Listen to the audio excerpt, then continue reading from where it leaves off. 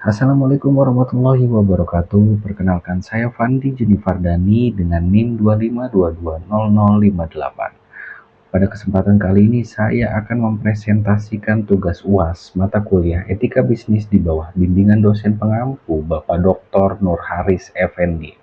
Topik yang dibahas kali ini mengangkat judul Perlindungan Konsumen dalam Perspektif Etika Bisnis pada Studi Kasus Penipuan Travel Umroh First Travel pada tahun 2017.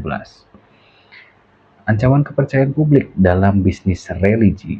Rekan-rekan sekalian, perlindungan konsumen merupakan landasan paling mendasar dalam etika bisnis modern. Sebuah bisnis tidak hanya dituntut untuk mengejar profitabilitas, tetapi wajib hukumnya memenuhi standar etika serta jaminan kepastian hukum bagi masyarakat. Skandal penipuan jamaah umroh PT First Anugrah Karya Wisata atau First Travel pada tahun 2017 menjadi salah satu potret kelam pelanggaran etika dan hukum bisnis terbesar di Indonesia. Kasus ini bukan sekedar masalah kerugian finansial, melainkan bentuk manipulasi dana usaha tidak bertanggung jawab yang merenggut impian suci puluhan ribu calon jamaah.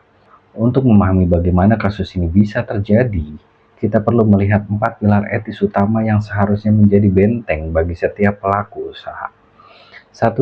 Kejujuran. Memberikan informasi rincian biaya, jadwal, dan syarat paket secara transparan tanpa memberi janji manis palsu. Kedua, tanggung jawab. Menjamin pelaksanaan layanan sesuai janji dan mengelola dana konsumen secara profesional. 3. Keadilan. Bagaimana memperlakukan konsumen secara adil tanpa mengeksploitasi keterbatasan informasi mereka. Dan yang keempat adalah transparansi, keterbukaan atas legalitas usaha, alokasi dana operasional hingga kepastian tiket dan akomodasi.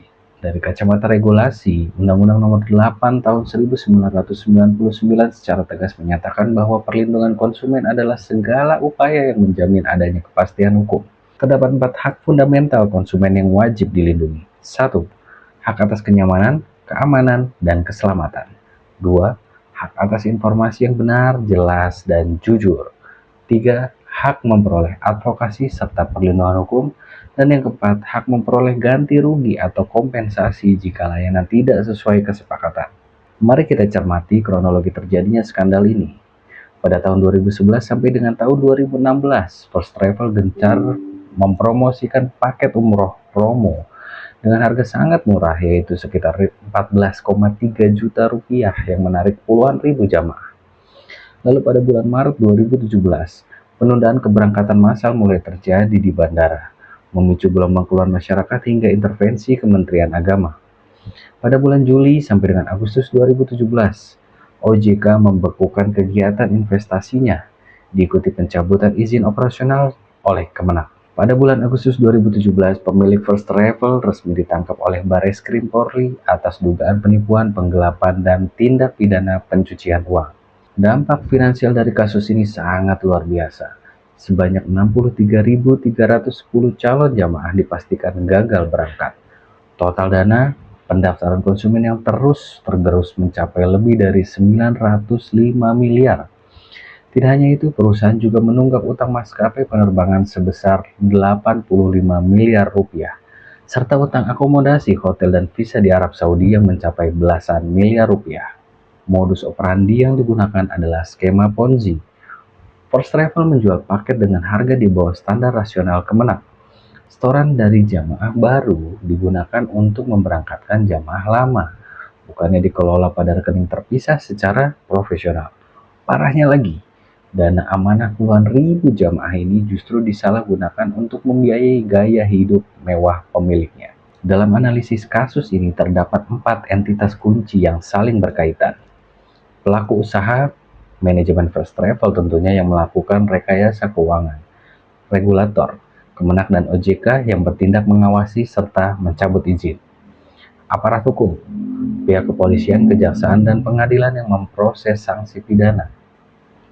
Serta konsumen, yaitu masyarakat menengah ke bawah yang menjadi korban kerugian material maupun emosional.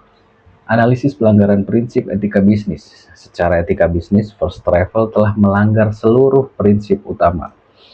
Prinsip kejujuran dilanggar karena menjanjikan jadwal murah yang tidak realistis. Tanggung jawab dilanggar akibat kegagalan memberangkatkan puluhan ribu jamaah. Keadilan dilanggar karena mengeksploitasi antusiasme ibadah masyarakat. Prinsip non-maleficence atau tidak merugikan sangat dilanggar karena menimbulkan penderitaan emosional yang sangat mendalam.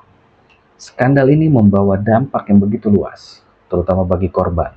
Terjadi kerugian finansial dari tabungan seumur hidup, serta krisis kepercayaan terhadap biro travel pastinya.